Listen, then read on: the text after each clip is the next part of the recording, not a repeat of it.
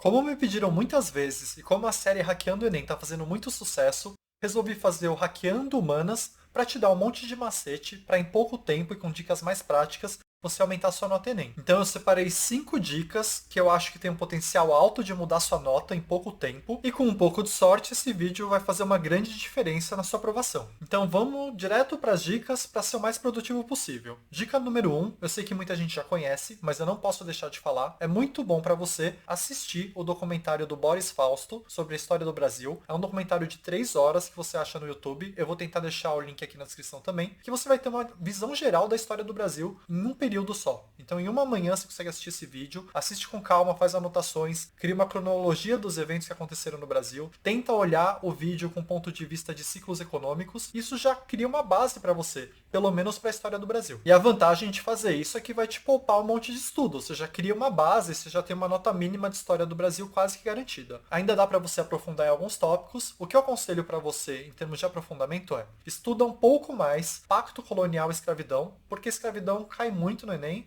e para você explicar a escravidão tem tudo a ver com o pacto colonial, então é importante. E outros 2 estudos que eu recomendo sempre, que é questão de você sentar, pesquisar e criar uma tabela. O primeiro deles é constituições que o Brasil teve e as características. Isso te dá um olhar cronológico também, diferente do olhar econômico. É um olhar assim, como foram mudando as regras no país, o que podia acontecer, quem tinha direito ou não. Então você cria isso. Para cada constituição, você coloca assim, características básicas e o que mudou em relação a anteriormente. É rápido fazer isso se você sentar e se focar nessa atividade. E uma segunda tabela que eu faria é revoltas e guerras que aconteceram no Brasil. E aí você também faz uma tabelona, faz um estudo bem focado, coloca assim, local, quem foi o responsável, qual foi o motivo e como que acabou. No geral, acaba em massacre, infelizmente, todas as guerras e revoltas aqui. Mas é bom para você fazer esse exercício e aí também te dá um terceiro olhar cronológico com um ponto de vista um pouco mais social. Então a missão dessa dica 1 é você render bastante no que tange história do Brasil. Então vamos para a dica 2, que é referente à sociologia. Aqui eu divido o estudo em 2 partes. O que eu acho que você tem que saber médio, porque eventualmente cai,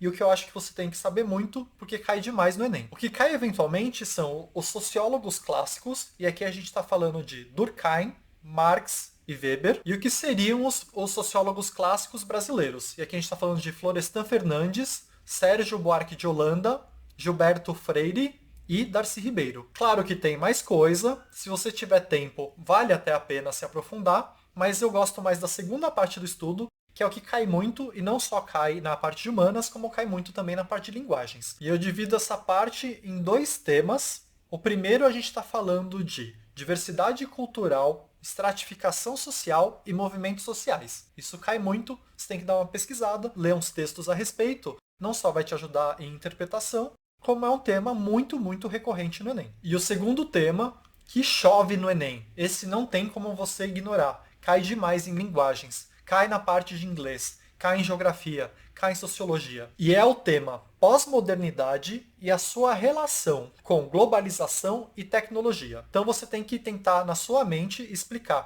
como que a globalização e as tecnologias atuais, e aqui a gente está falando muito de internet, de mídias sociais, mas também do encurtamento das distâncias por ter um transporte muito melhor do que tinha 100 anos atrás, como que isso tudo gerou o mundo de hoje que a gente chama de pós-modernidade. E a pós-modernidade tem uma carga teórica razoável. Você precisa, no mínimo, entender os conceitos de modernidade líquida, hipermodernidade, indústria cultural e sociedade do espetáculo. Se você, nesse tema, conseguir juntar os pontos, que é tudo a mesma coisa, como a globalização e a tecnologia, gerou a pós-modernidade. Se você tiver um conhecimento amplo disso, que vale muito a pena você estudar, é o que eu te falei.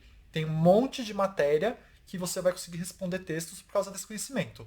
Cai em linguagens, tanto na parte de português como de inglês, cai muito em humanas, tanto na parte de geografia como de sociologia. Então aqui eu estou te falando como eliminar o grosso de partes, de setores de humanas. Então já te falei como eliminar parte de história do Brasil, uma parte boa, e parte de sociologia, a parte que mais importa. Então eu não posso deixar de falar na minha terceira dica, de filosofia. E o estudo de filosofia, eu pessoalmente divido em 2 partes. A primeira parte, que é o que as escolas boas costumam ensinar, é uma visão cronológica da filosofia, que te fala das principais correntes filosóficas, os principais filósofos de cada época e as principais ideias de cada filósofo.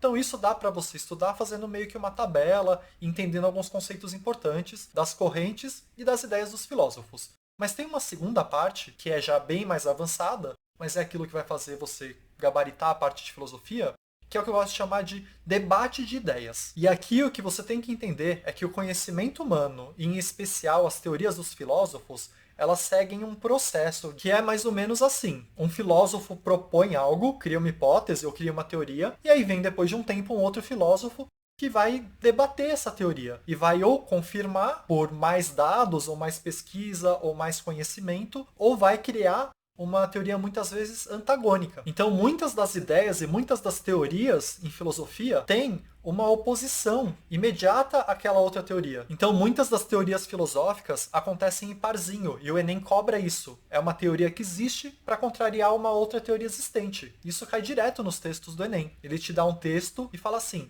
esse texto está defendendo mais essa teoria ou mais essa? E aí, para ilustrar isso, como isso acontece? Por exemplo, Platão tinha uma visão de inatismo, de que as nossas ideias nasciam com a gente. Aristóteles foi lá e se contrapõe a essa ideia. Tem uma visão mais de empirismo, que você vai criando conhecimento com o tempo. E esse antagonismo entre você nascer com algo, ou esse algo vai desenvolvendo com a vida, ele reverbera por toda a história, por meio de várias outras teorias. Então você vai ter, por exemplo, a ideia de que seus comportamentos são determinados pela biologia, que a gente chamaria de determinismo biológico. E você tem a ideia oposta de que os seus comportamentos são definidos pela cultura em que você vive, pela cultura ao seu redor. Você ainda tem a discussão do tipo: você é mais influenciado por fatores genéticos ou por fatores ambientais? Por fatores que já vêm de nascimento ou por fatores que desenvolveram ao longo da sua vida? E essas ideias expandem para várias áreas do conhecimento.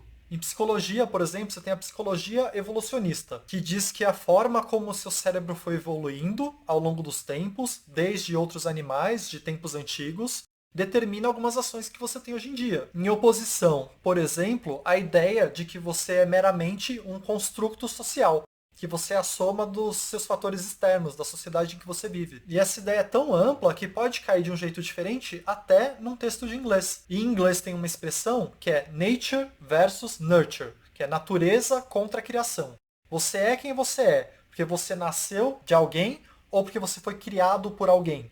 E também trabalha com essa mesma ideia. E eu não estou falando que todas essas teorias são a mesma coisa, mas elas têm uma origem compartilhada, que são duas ideias antagônicas da filosofia. Então essas teorias que eu falei agora, é importante você reconhecer quando você lê um texto, que vai te dar uma dessas teorias e vai te perguntar assim: essas teorias estão mais próximas de qual ideia?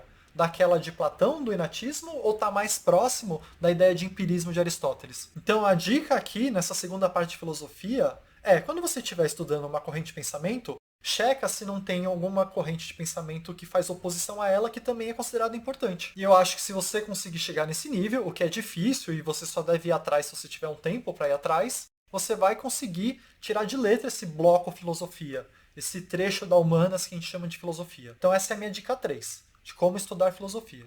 Então vamos para a minha dica 4, que é uma que eu já falei no Hackeando Natureza, mas eu não posso deixar de falar aqui, que é extremamente importante e tem como eu te dar uma ajudinha. Então a gente meio que eliminou por cima, pelo menos o básico bem feito, a parte mais pesada das matérias de História do Brasil, Sociologia e Filosofia. Sobrou História Geral e Geografia. Para essas duas matérias, lógico que quanto mais você souber e quanto mais você estudar, melhor para a prova. Mas caso você não tenha tempo, e como está chegando no Enem, o tempo está escasso, você precisa, de qualquer forma, no mínimo, atacar os itens que mais caem na prova. E para isso você precisa pegar um ranking de tópicos que mais caem em humanas. Que eu vou colocar aqui o meu na descrição, que eu analisei as últimas 9 provas do Enem e ranqueei por tópico o que mais cai na prova. Vou deixar disponível por uma semana para você baixar. E no documento tem 28 tópicos de História e 28 de Geografia. Estuda no mínimo, mas no mínimo mesmo, assim, os 10 primeiros de História e os 10 primeiros de Geografia. Você tem que saber no mínimo isso. Claro que se você conseguir estudar tudo é bem melhor. Esse não é o ponto. Quanto mais você souber, quanto maior o seu repertório, maior a chance de você ter uma nota alta. Só que a gente não tem tempo infinito e você tem várias áreas do conhecimento para estudar até a prova. Então, cara, no mínimo, assim, vê os 10 primeiros, se der os 15 primeiros, se der os 20 primeiros. Mas prioriza de cima para baixo. Não vai começar a estudar os que estão lá embaixo, porque quase não caem. Estuda os primeiros, de história, depois o primeiro geografia. Vai fazendo alternado, assim, para garantir que nas duas listas você vai descendo os tópicos que mais caem. Então vamos para minha última dica desse vídeo, a quinta dica do vídeo, que é: você precisa conhecer pelo menos uma dica de chute de humanas que funciona muito bem e que está no meu vídeo de como chutar em humanas. Essa dica trabalha com lógica, não é puramente sorte, e ela usa essa ideia que eu te falei em filosofia de dicotomia, de ter lados opostos. Muitas questões humanas, não só em filosofia, nas alternativas vai colocar alternativas opostas. E no geral vai ter várias alternativas de um lado do debate e uma alternativa do outro lado do debate. Se um lado do debate tem várias alternativas parecidas e elas são praticamente sinônimos, esse lado já não pode ser o certo, porque não pode ter mais de uma alternativa certa na questão. E eu tenho um vídeo para exemplificar isso, que eu resolvo uma questão de geografia de 3 jeitos diferentes, e um dos jeitos é usando essa lógica. Você pode checar o meu vídeo. Mas se você quiser mais detalhes e mais dicas de como chutar, aí você pode ir e dar uma olhada no meu vídeo de como chutar e já aprende um pouco mais sobre técnicas de chute, mas essa é a melhor para humanas. E se esse vídeo te ajudou, não me deixa de contar se seria útil fazer mais um de matemática e de linguagens que eu ainda não fiz, e ativar a notificação para no futuro receber esses vídeos. Por hoje é isso, obrigado!